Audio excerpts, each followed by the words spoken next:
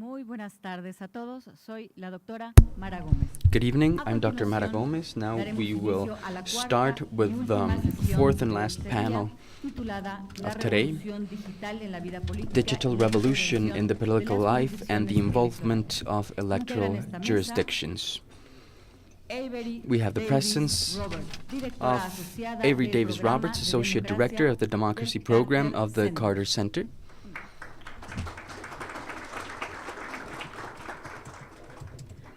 Adriana Favela Herrera, Counselor of the National Electoral Institute of Mexico. Francisco Guerrero Aguirre, Secretary for Strengthening Democracy of the Organization of American States. Il Wong-kang, Justice of the Constitutional Court of South Korea.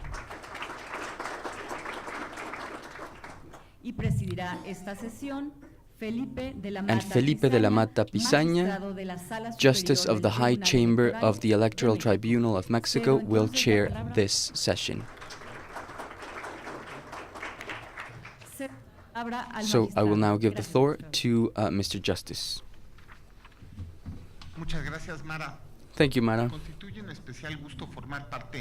It is an honor for me to be part of this fourth panel of this wonderful event in the framework of the Global Network on Electoral Justice in order to moderate the panel entitled called Digital Revolution in the Political Life, the Involvement of Electoral Jurisdictions.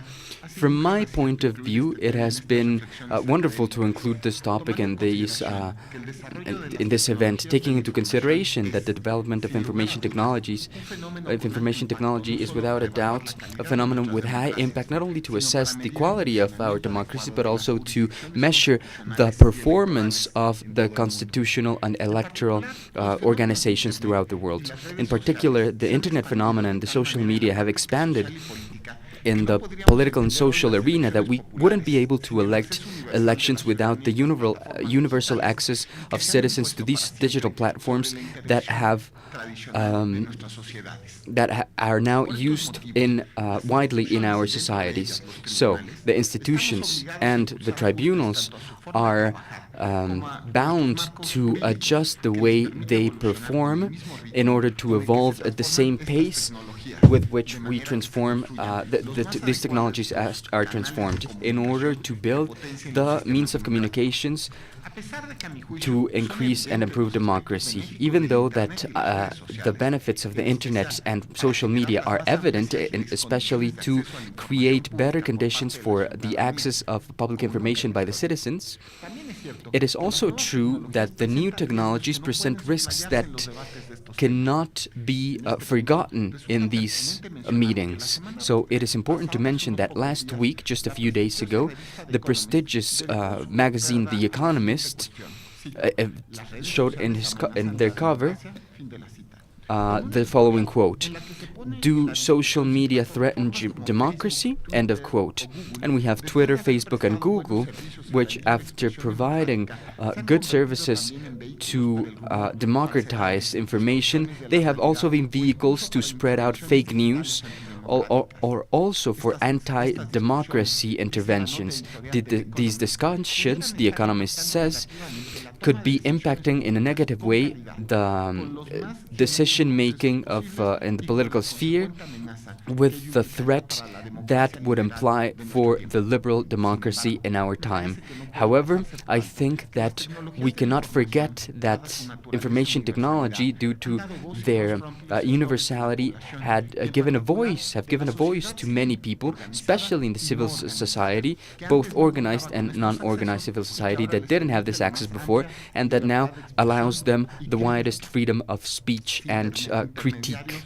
without intermediaries or without any kind of control from any public power or institution. So regarding the relationship between tribunals and the social media, I think we need to perfect our role in the democratic system through improving the means of communication. So this scenario has led to what we can today call open justice. Open justice is applying the parameters of the open government to the judicial function. So to improve the citizen participation and accountability. All the advertising in legal decisions, and of course the effective accessibility by the citizens to these rights. So the Electoral Tribunal of Mexico, like an example, has channels and profiles and accounts in YouTube, Twitter and Facebook, both in higher chamber and the regional chambers. These are independent of other ones that have been created by the justices of the higher and regional chambers of the Electoral Tribunal of Mexico. Some of us who have a personal account in these platforms can, for instance, through charts, can let people know or can give them information on the decisions we have made. So now, with this information, we can start discussing some topics, such as which should be the legal interpretation in this new age or digital revolution. How should we analyze the social media from the regulation versus freedom of speech perspective? How to protect the personal information of the citizens with the new strategies of political campaigns in social media. So these are just questions, and they're intended to be an introduction to start and to foster discussion in this session. So I will just lay down the rules. The idea is to have a first round where each speaker will have 7 minutes. Then we will go to the discussion stage with all the members of this table, of the panel, and then we will have 3 minutes. Each person will have 3 minutes for closing comments. But first, I will give the floor to Councillor Adriana Favela.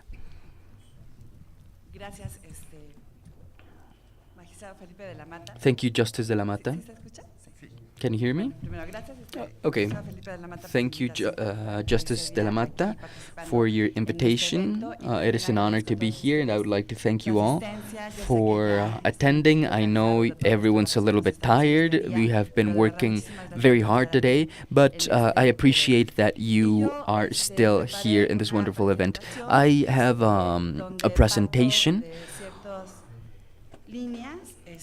where I used certain guidelines, because the social media and internet are here to stay, and every day they're more and more used by the population. And I think it's very important, because I think it's a good thing that the population has a higher or more voice, and they can criticize authorities in the way we are acting. But I think this is to improve our society. So I think that here the greatest challenge will be using these instruments in an adequate way. I think they have to be used with responsibility, with information that is true and verifiable. We have to fight against fake news. We have to share information that's useful, that shows the advantages and disadvantages of some proposals, to generate a debate within society, a discussion, in order to make the best decisions.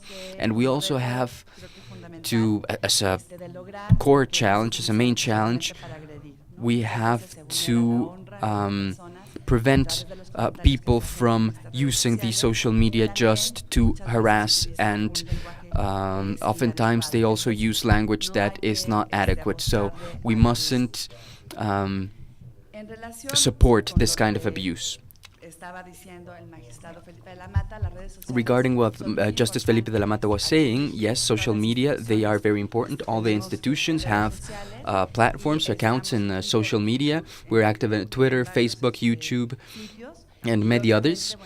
And of course, this is the way in which we are achieving greater engagement from the population, and it's also a pathway so that we as authorities know how citizens or what they think of us, what are their ideas, what are their criticisms. So what should be the judicial or the legal interpretation of the digital revolution? I think it has to be an open interpretation in order to guarantee the freedom of speech. But we must have some small limits. Maybe when we jeopardize social peace, the rights of children, the integrity of the people in general. And I think it's very important to be aware that in order to have access to the information that's on social media and online, there is an intent from the person that is interested in that information. Why? Because you need to have a device that has internet access, and of course you have to look for that information. But I think that here the freedom of speech is what we should be guaranteeing in order to interact or create an interaction between the users. And we must also remove any potential limitation to this democratic exercise. Also, regarding this topic, there's a ruling that was issued not long ago here in Mexico, September 27th, 2017, where a person that was following a mayor in Nogales, Sonora, was blocked from the Twitter account of this public servant. This person went through a writ of amparo trial, and that is granted by the corresponding judge under the argument that the right to get information includes the right to disseminate or to disclose any kind of information, and also to have access to any kind of information, and he has the right to be informed on the information that is of interest to the citizen. And if the public servant was using his Twitter account to inform the citizens of certain decisions that were made in the city hall, then it wasn't legal for him to block the user, so it was ruled that the mayor had to unblock this citizen from his Twitter account. So I think this is very interesting, because most of us here are public servants, we have Twitter accounts, and we have to provide access to all people. And I'm talking about the information we publish online on these accounts. Of course, this decision was challenged. We will have to see what is resolved by the higher courts. So how can we analyze the social media from the perspective of regulations vis-a-vis freedom of speech? Well, I think we have to analyze the media with full freedom of speech, but we have to be very tolerant with the comments that are made by the users of the social media. And I think that the benefit here is that we can have an interaction, a direct interaction with the society to see what their needs are, their criticisms, and also with the authorities to see how we can improve the service that we are providing. And I'm going to tell you about what happened in the ENA a few days ago. The ENA is the National Electoral Institute of Mexico. We are the authority in Mexico that conducts the federal elections for the House, the Senate, and the President. We have several applications, and one very important application that was launched was for the enrollment of citizens' records for independent candidates. The people who want to run as an independent candidate, they have to gather a certain number of signatures. And some people who wanted to be candidates started launching some videos or posting some videos that I want to show here. And they severely criticized the app that was launched by the ENA. Here, they are even mocking our app. And the same thing happened with other citizens that wanted to run for president as independent candidates. I know that these videos, of course, they are not very nice to us as an institution, but they really helped us to become aware of how difficult it was for the candidates to use this app. Please listen to this video. The app of the ENA failed. The app didn't work. If my voter's card had mistakes, how am I going to sign if it doesn't work? If your effing app doesn't work? That's what the video said.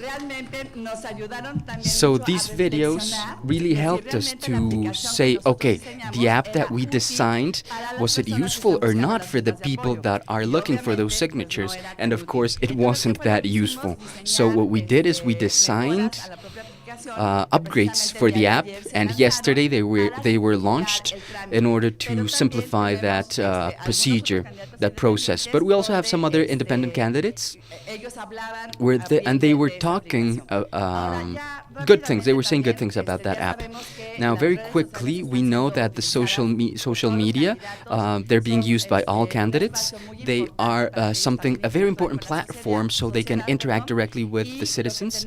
And of course, what we have to achieve here is that this interaction has to be a beneficial channel for society, whereby the population and the authorities go hand in hand in order to improve the way in which we are performing, acting, and being accountable with society. I ran out of time, I'm sorry, but if you have any questions, I'll be happy to answer them. Thank you.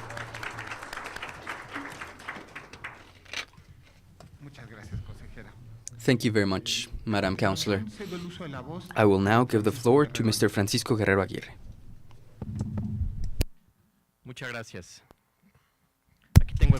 Thank you very much. I have the stopwatch right here next to me, so that's an advantage to speed things up. I won't thank everyone because we don't have a lot of time, and I just want to give some information, some hard facts that can be, I think can be important, because now the legal world, the judicial world comes from maybe a different world than maybe the electoral institutes, and the idea is a very clear idea. The social media already modified. They won't, I mean, it's not something in the future. They already changed the political sphere, and that we won't go back to the past. And the political sphere has to adapt itself to that. How many of you have Twitter and convey information on your work through Twitter? Can you raise your hand if you do that, please? It's not even 20%. This is not a trial. It's not an aggression. It's just the reality that in the judicial world we don't really use social media. I would just like to give some information to see why the volume of the information on the social media already changed the political sphere. Every day, even as we speak, more than 500 million tweets are tweeted every day. The number of characters was increased just a few weeks ago, so the intensity of the messages has also increased. There are about 1 billion hours of video that are watched every day on YouTube. Citizens have access to about 1,141 centuries of videos per year. So about 300 million pictures are added every day to Facebook. For instance, yesterday, Donald Trump's granddaughter spoke Chinese, where Donald Trump was visiting the Chinese premier, and just that video had a few million clicks due to the technological capability that platform has to load information.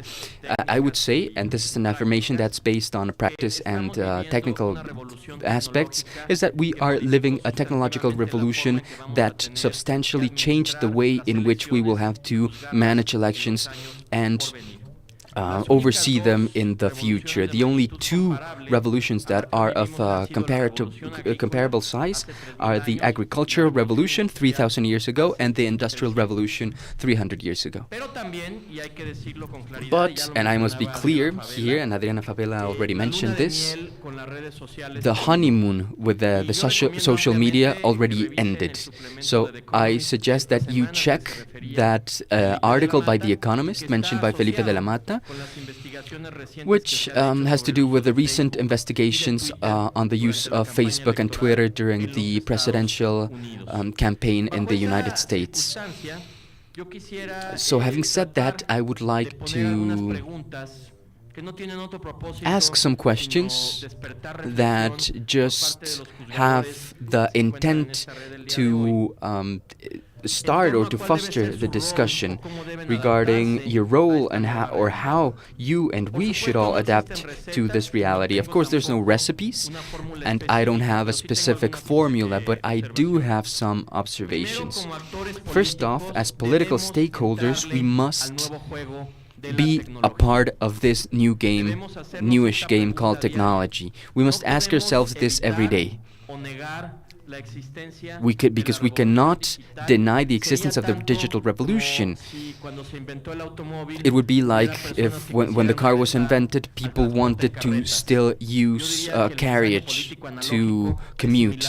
I think that this is a similar situation we're living now. There's also a very intense electoral cycle coming with two very complex characteristics or features. The first one, I'm talking about the Americas. The average of difference between the winner and the runner-up in the last elections, in the elections of the last few years, and I'm sure that will happen in 2018, is between 2 and 3% between the winner and the runner-up. So this means there's an immediate effect, and this effect is that social media are the microphone of social anxiety and nonconformance, and they are a channel for political expressions for those who do not agree with the decisions made in the judicial sphere. We can see more and more every day that there is information shown on the social media that has to be addressed by the judges, and of course this brings with it a certain level of difficulty from the technical standpoint. So the question we are asking ourselves in the OAS, and this is through what we see in our electoral observation missions, is that this greater competitiveness, together with the non-acceptance of the defeat of many of the stakeholders that take part in the elections, and the new narrative of fraud that is present in many of these elections, is some kind of fuel that burns up even faster with the social media.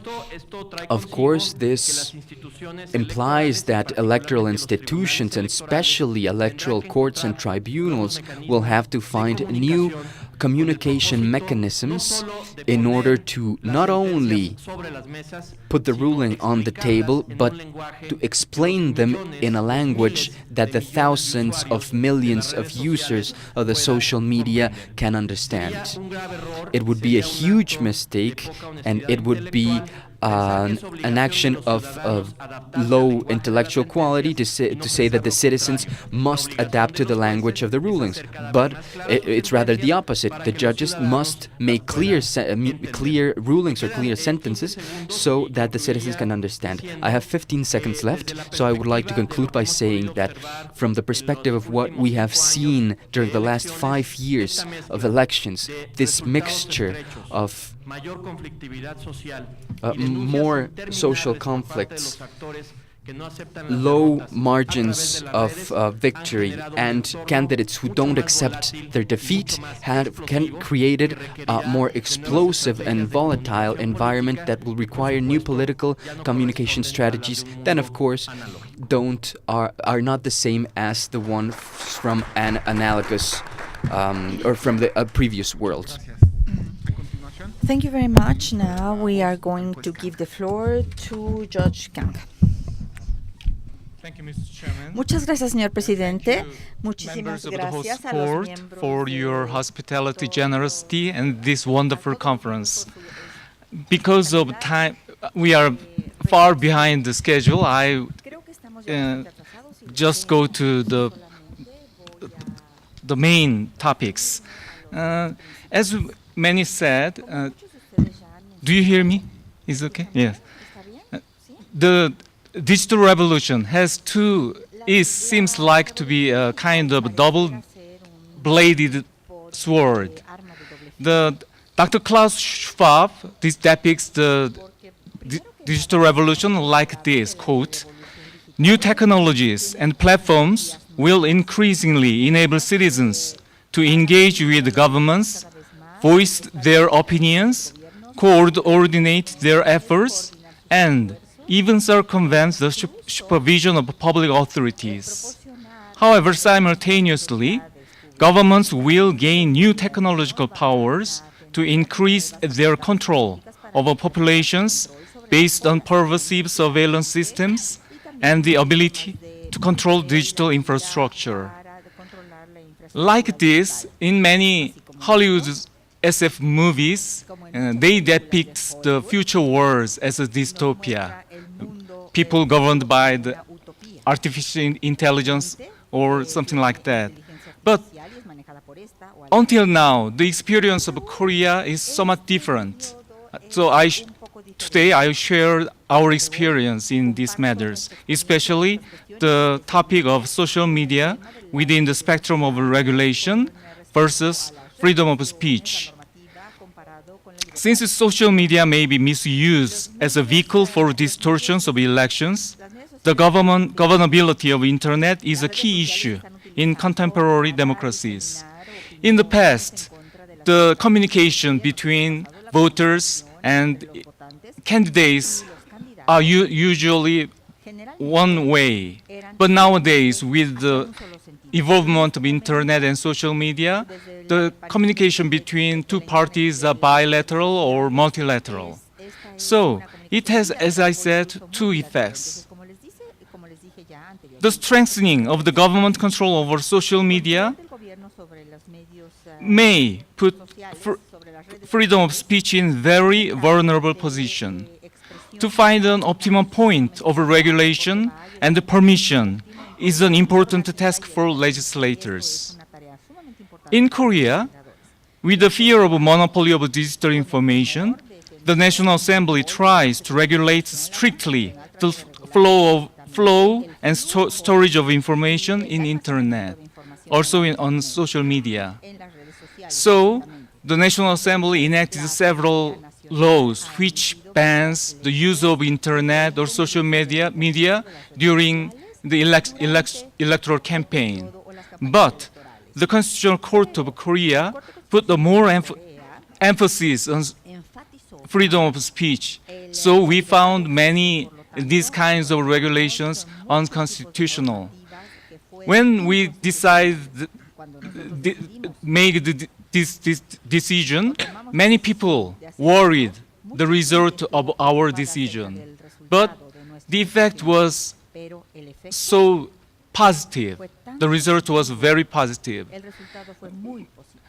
With the new tool of Internet and social media, the transparency and the flow of information is very freely, and it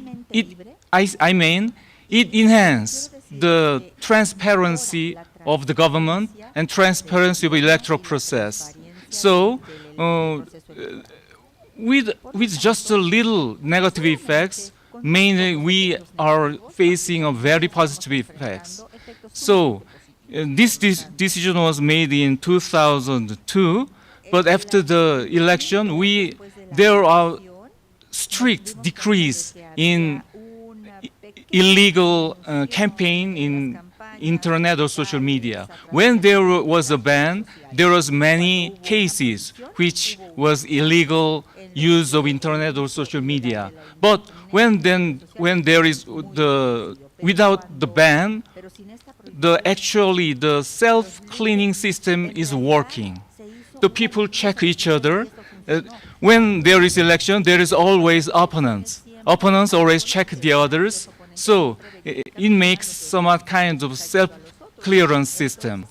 So as a result, we've witnessed a very declining of the illegal campaigning through social media and internet. I think this kinds of experience will show we face the problem we talked about in the morning session. I mean, the transparency and the free flow of information could be a healing medicine for democratic disaffection. You may know our experience of impeachment case of the former president, Ms. Park. We impeached our president this March. I don't have enough time to explain the details, but that impeachment was possible because of the free flow of information. And after that, before the impeachment, the credibility of the presidency was just below 10%. But after the new election, our new president is very transparent in everything. He put many things in Twitters and internet, but it is not like Mr. Trump. I'm sorry. Well, nowadays, the credibility of the president is more than 74%. And it means the transparency and bilateral communication with the government and the citizens will decrease the democratic disaffection.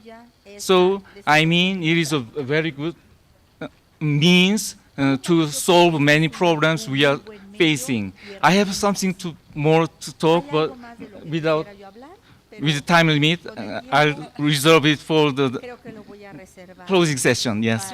Thank you. Muchas gracias. Y finalmente daré el uso de la voz a doña Avery Davis Roberts. Avery Davis Robert. Muchísimas gracias. No. This is working. Yeah. Thank you. Thank you very much for inviting the Carter Center to this very important event. We're very glad to be here. When I say we, I mean I. I'm the only person from the Carter Center here. For those of you who are not familiar with the Carter Center, we are a small not-for-profit organization based in Atlanta, Georgia. We were founded by former U.S. President Jimmy Carter after he left office. We conduct, like our colleagues at the OAS, international election observation missions. We also do a lot of democracy, human rights, and good governance support internationally. And it's from that perspective that I want to offer a few thoughts.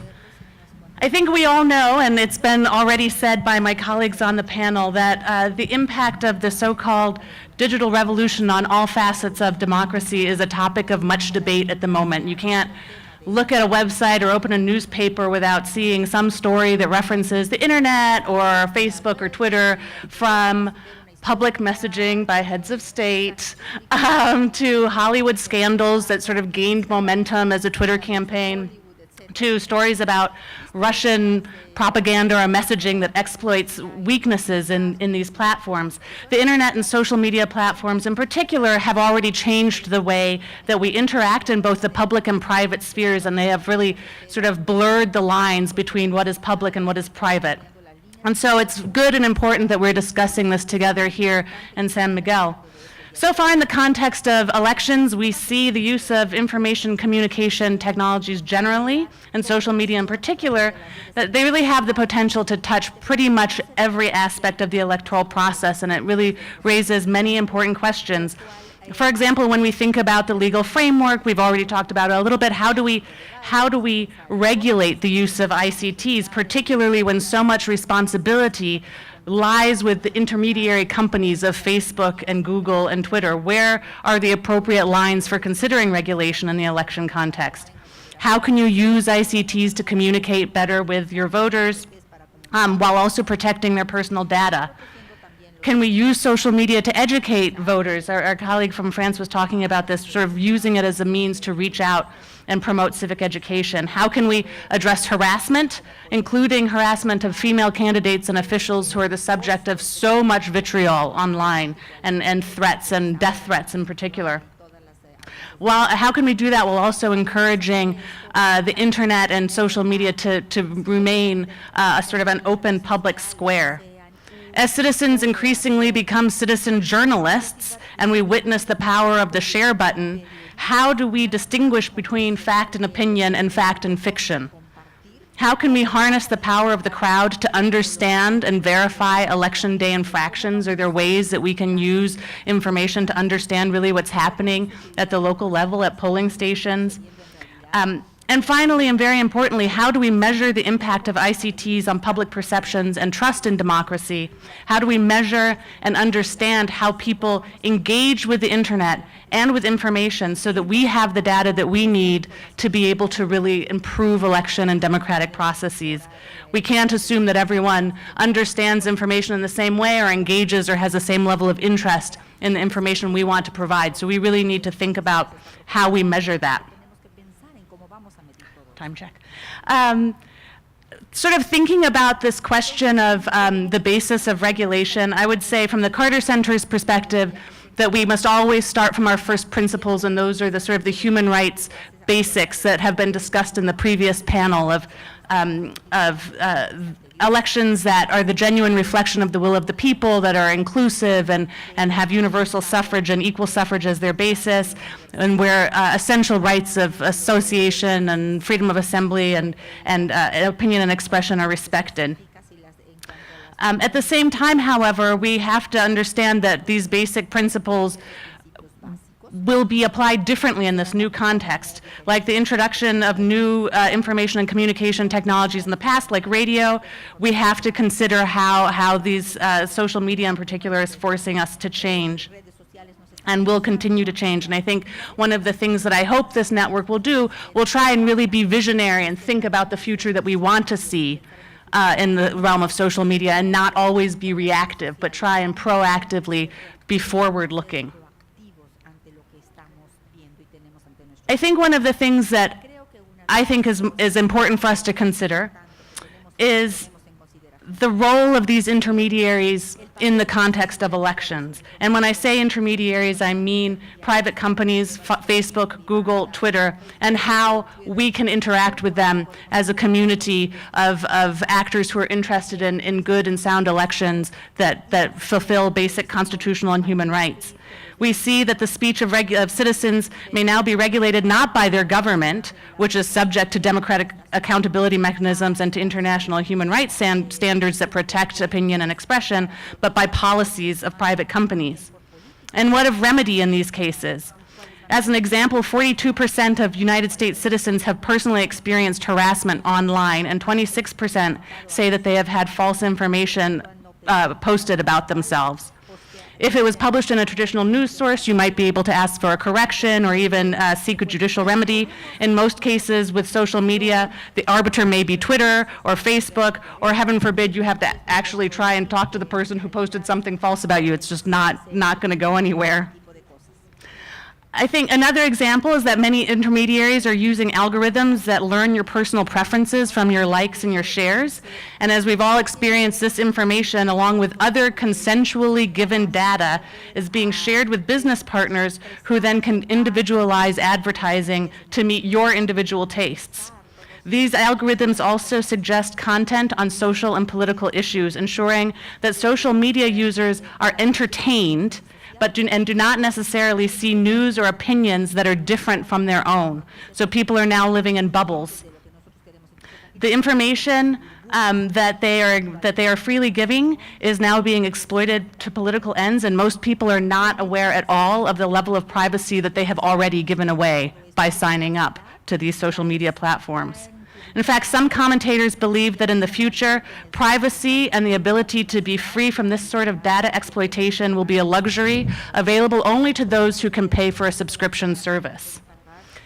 Going forward, I think it's, as I said, important that this network think about ways that they can engage with these intermediaries, and this may be a way that the international organizations can assist. I think that this group has so much to offer as guidance to these intermediaries as they continue to play regulatory roles over social media. Thank you.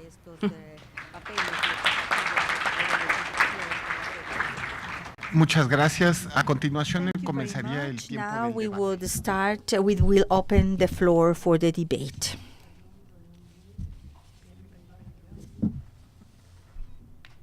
Por favor.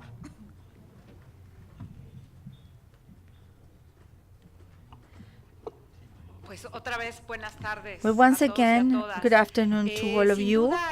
Undoubtedly, this virtual world topic offers more answers than questions, lots of reflections, but I will only like to share with you that in the specialized chamber that we work in, we have had tons of matters, and I think that we are the legal body with the most activity regarding the analysis of the social media. I would like to know if we really would like to judge the virtual world. When we were speaking and Claudia Zavala was asked about how to return democracy or the power to the people, we should also think on not to take away from them the little bit that they have. And currently, this is the social media. As judges, we need to think that we are going to judge millennials, young people, and they expect that we act accordingly. They are going to be used to look for the political options from the internet and the social media. So I think that yes, there is an issue with the fake news, undoubtedly, but I also think that we should prove ourselves as a society, and from all the areas and the axes we have to grow and be aware of the usage of these social media. Recently, we had in our country the terrible earthquakes of September 19th, and we proved that really the society organizes themselves in the social media. And of course there were fake news, but the balance of an organized society and mainly of a youth that is eager to participate, the balance is a positive one. So I think that we need to be very careful when we start judging the virtual world, because there is where definitely, as Paco Guerrero was mentioning, it is already here. We cannot wait for it to come. It is already here. So from justice, we have to be open, but moreover, we have to be close. We have to be aware. We have to be close to the citizens. We have to seduce the citizens so that they come close. We have to use a frequency in our interaction to act on an ongoing basis, to create an emotional link, if we are allowed to, so that they get to know us. And this is the way that we can achieve this change mentality. But we have to act as judges of the today. We are not in fashion, no, but we have to have a juridical activity that acknowledges that with the new technologies is where we are going to have the political activity. And this is good.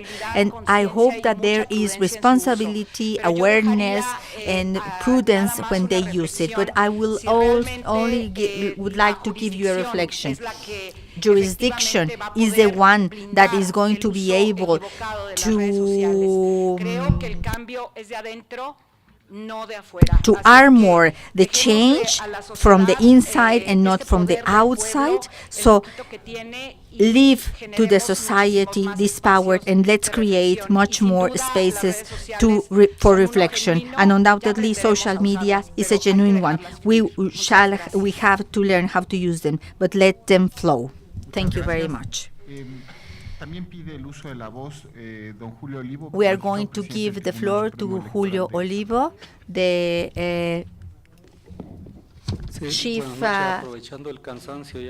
Chief Justice of this Electoral Tribunal of the Federal Judiciary.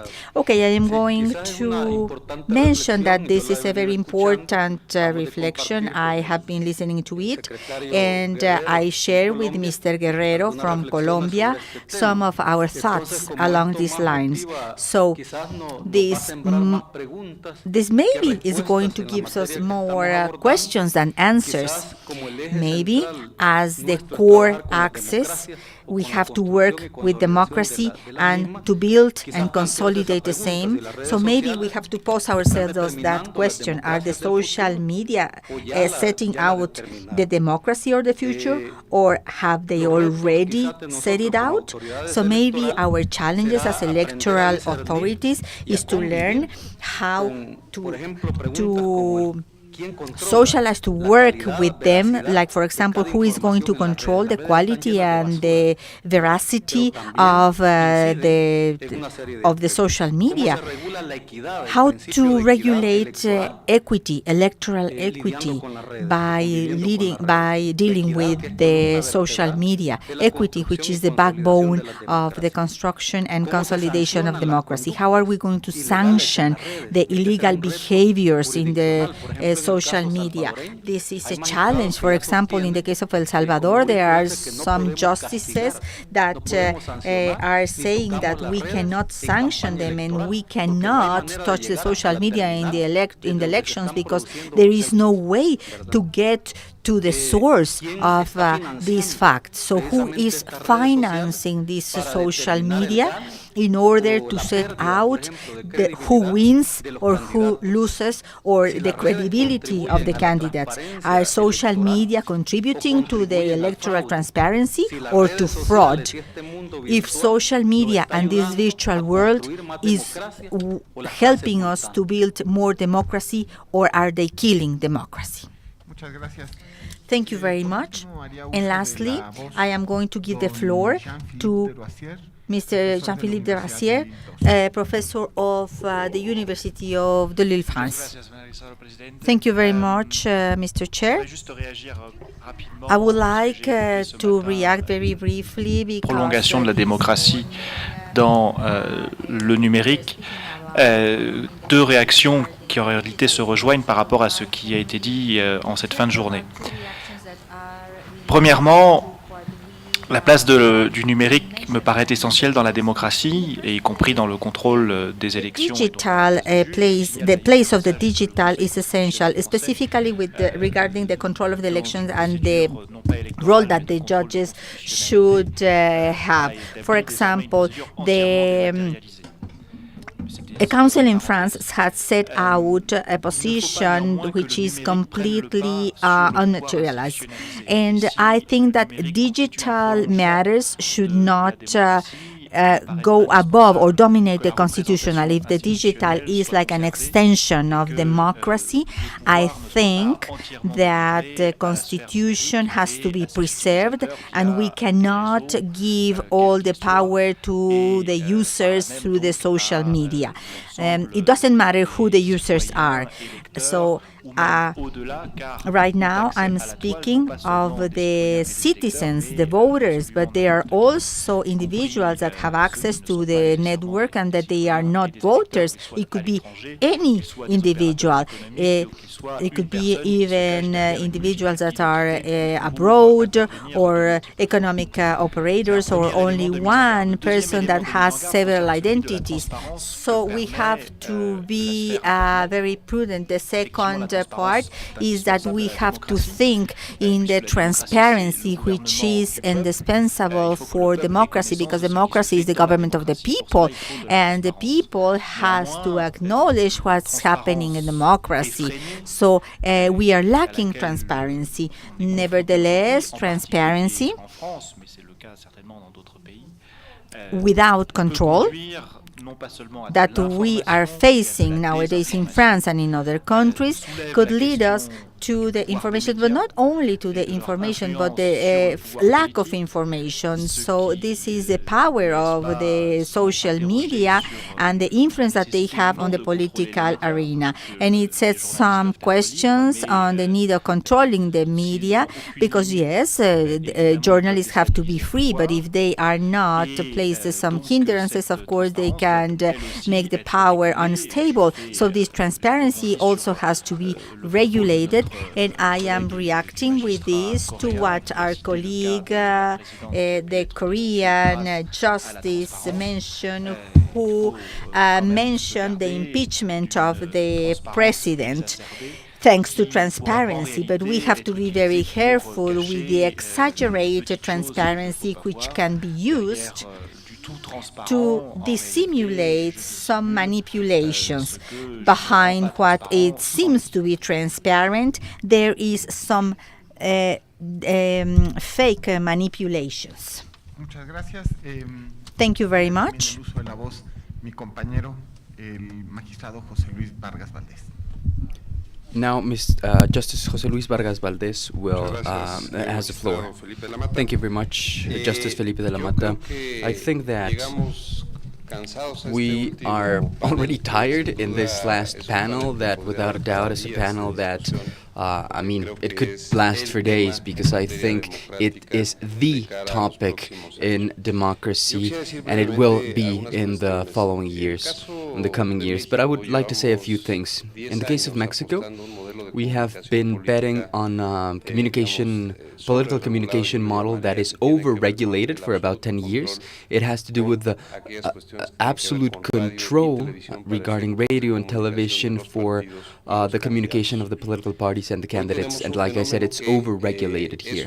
We have a phenomenon where that has gone, that is not as important now. And in my point of view, in my opinion, the most important thing now is communication.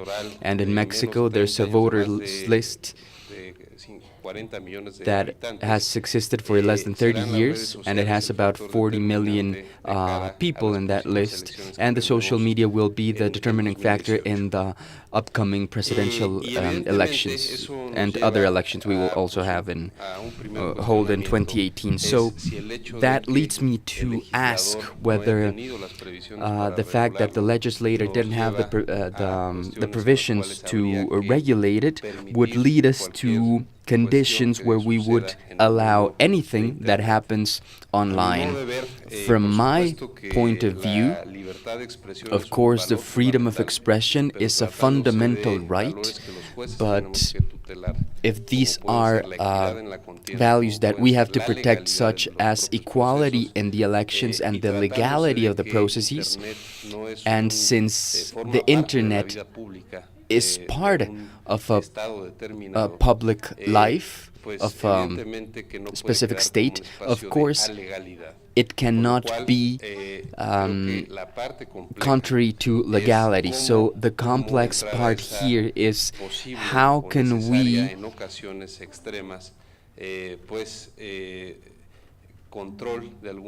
reach that control that is beyond the hands of politics, that can go from threatening the life of a candidate, of a person, to cyberbullying that will have an impact on that equal conditions that we are looking for in democracy. And I'm saying this because I think that one of the main factors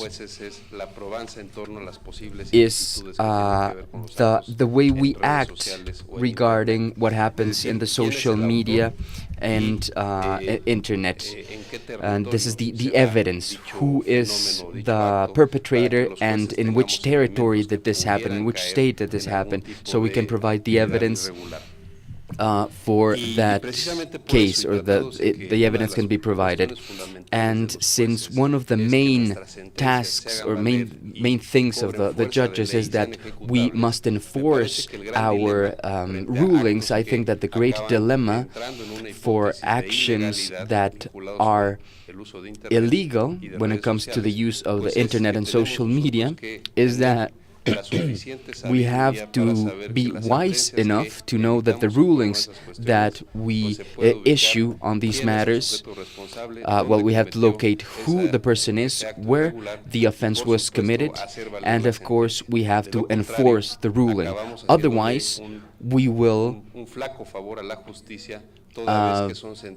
affect in a negative way justice, because this will be just rulings that will be up in the air and they will not be enforceable. So I think that one of the main factors that we actually discussed this morning, and I think that's where we have to work first collectively, is creating a manual of best practices that the political parties and the candidates take as their own,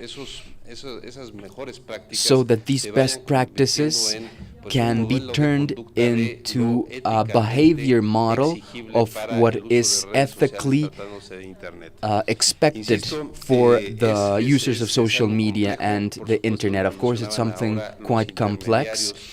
Someone was talking about the intermediaries in the social media, those factors that have an impact and that have different interests. These are things that we need to know how to address them in order to protect the fundamental values of democracy that can affect this equality and can also lead to other different phenomena that we are already seeing. And I think it's very important, and we have seen them in many different places, that there is a great possibility of people influencing elections through the social media with oftentimes fake information that will have a huge impact on the people and the citizens.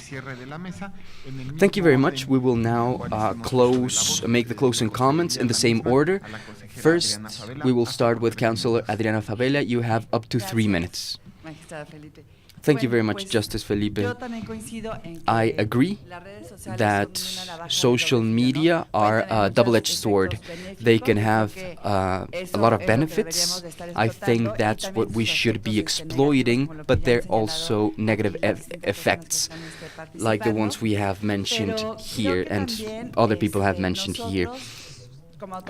But I think that we as authorities are also responsible for the information that is being generated in the media, in the social media. If there's information or a piece of information that is not truthful, and if we don't provide any kind of information that is true, we are fostering this condition, this situation. So we as authorities, I think we are responsible for constantly generating information of what we are doing in order to guide the citizens with truthful and verifiable information. And I also agree that we have to be very prudent when using social media, and the negative aspects, negative side of it has already happened. In Mexico, for instance, in 2015, we had one political party that had support from some actors and singers, and that day when we were voting, they were sending tweets saying that a specific political party was the best option, trying to sway the vote. the High Chamber of the Electoral Tribunal of the Federal Judiciary ruled to impose a fine of, if I remember correctly, up to 7 million pesos in order to penalize those kinds of behaviors. We have also had, for instance, the voters list was hacked and it was disclosed to the general public, but we saw that the information wasn't kept properly, and that was published online. The voters list was published online, and this helped us to realize that to ask that information to be erased, deleted, and we also issued a penalty. There are guidelines to protect the private information or the personal information of individuals, so that when one piece of information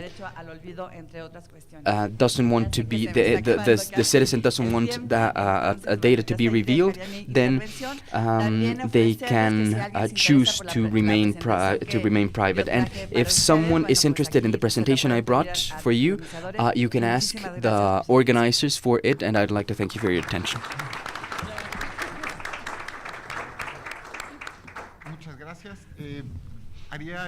Thank you. Now, Francisco Guerrero Aguirre will give his closing comments. Thank you very much. Of course, like José Luis Vargas was saying, we are all a little bit tired to what would be the sixth bull of the day if we talk about bullfighting. This has been a topic that has created a lot of debate, a lot of discussion. I wanted to say, and I was commenting that with Felipe de la Mata, that there's a new tribunal, and this wasn't elected based on the Constitution. This tribunal doesn't receive any kind of salary, and I would call this tribunal the Tribunal of Public Opinion. And this Tribunal of Public Opinion recently, for instance, has received a huge amount of information regarding sexual harassment, political violence against women, and of course the hate speech that was included in the American campaign that was held last year. Just to give you an idea of the intensity of the information that arises in the social media, it's important to tell you that two very important people from the media, such as Kevin Spacey and Louis C.K., a very important comedian, and Mr. Wiseman they have lost all the agreements and all the sponsors they had without or before any legal proceedings. This, of course, is not happening in the electoral sphere. However, I think we wouldn't be sensitive enough if we wouldn't consider that this pressure will continue to increase for the judges, and specifically in high competitiveness context, poor democratic loyalty, and when candidates do not acknowledge their defeat. Of course, this will have in order to fight this, we will have to have more information, and I would like to echo what some people have already said here. I think it's necessary to have a discussion on the financial matters on the social media and how paid propaganda is coming about, because this is a different element compared to freedom of expression. Gabi and Felipe know that I am libertarian when it comes to social media. I don't think social media should be regulated, but when it comes to oversight, financing, and impact on the elections, we are talking about something different. And I think that's something that we need to explore. I offer you that for this network, the next year in the Dominican Republic, we will focus specifically on social media, and the OAS will present a specific study that we are conducting on this matter, and of course we will be very happy to share it with the network, with the global network on electoral justice, because we will have important information. And I would also like to say that this tribunal of public opinion is making judgments faster and faster, and especially in the business world, they wait less and less because the markets get nervous with these kinds of circumstances. I'm not saying I like that it happens, I'm just describing that it is happening.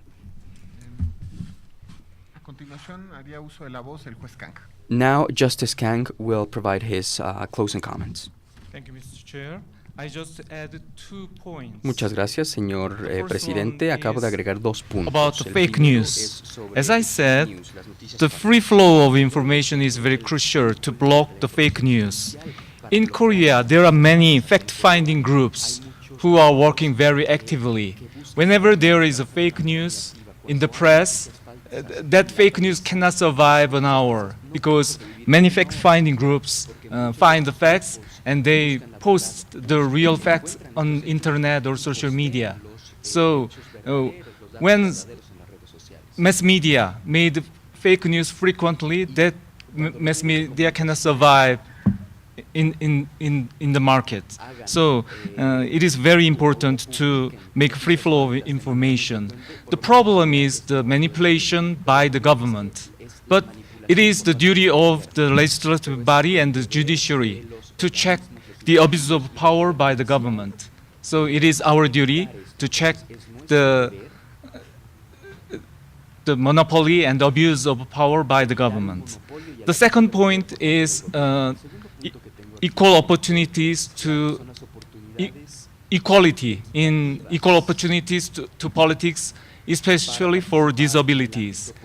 International technology is a kind of a new door to the disabilities to access to informations on politics. Many people talk about the free access to the ballot site by the disabilities. But I think it is more important to give free access to information of political parties and political candidates to the disabilities. In the past, it is very hard for the disabilities to get information about the politics or the elections, because only information was distributed on papers. So when there is who cannot read or who cannot hear, cannot get access. But thanks for the new technologies, we can give the disabilities visual information or audio information. All kinds of information can be given to the disabilities. So we should use the new technology to give the more free access to the disabilities. Thank you. Gracias. Thank you. Finalmente, haría uso de la voz doña Avery Davis Roberts por 3 minutos. Thank you. Okay, 3 minutes. So a few thoughts. I think it is very important that we consider this issue of campaign finance regulation in the context of social media.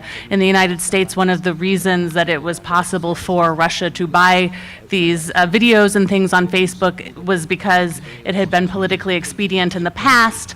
Both of the parties agreed to not regulate, have Facebook or Twitter become under the regulation that would have applied to other media sources as far as having to disclose the sources of videos. So I think that this is something that needs to be considered more and is an important development. I would also say that I really do hope that this group will think about ways that they can engage with Facebook, Twitter, Google as corporations to have a conversation about what you think makes a good election so that they have that information, they have a sense of what is expected from those who think about this the most. And finally, I think my last point is really sort of just a personal reflection. I think that it's very important that we think about ways that we can use social media to communicate more, but I hope that we won't focus so much on that as we'd say, I don't know if it's a phrase in other languages, that the tail is wagging the dog.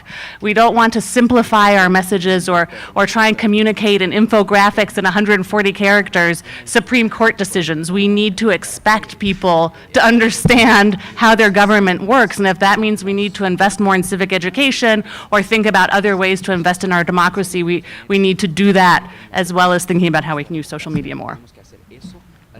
Muchas gracias. No cabe duda, la revolución digital ha causado un profundo debate social y una muy impactante influencia en nuestros sistemas democráticos. Impact on our democratic systems, just like we have seen in our discussion. The governance of the new technologies should look after the freedom of expression of all, because it is a cornerstone of all democracies. So let's focus the talent to design the formulas and the policies that allow us to resolve the problems and the threats that are upon this freedom, as well as the right of information of all citizens. The logic of a technological revolution must protect the civil liberties and minimize its defects and risks. That's where we find the future of the institutions and democratic societies. I would like to thank our panel members, and I would like to thank all attendees for your attention.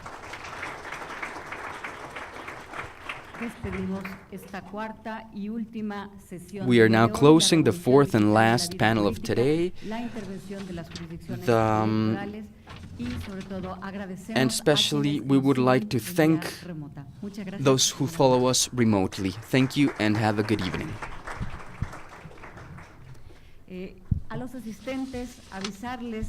To all attendees, I would like to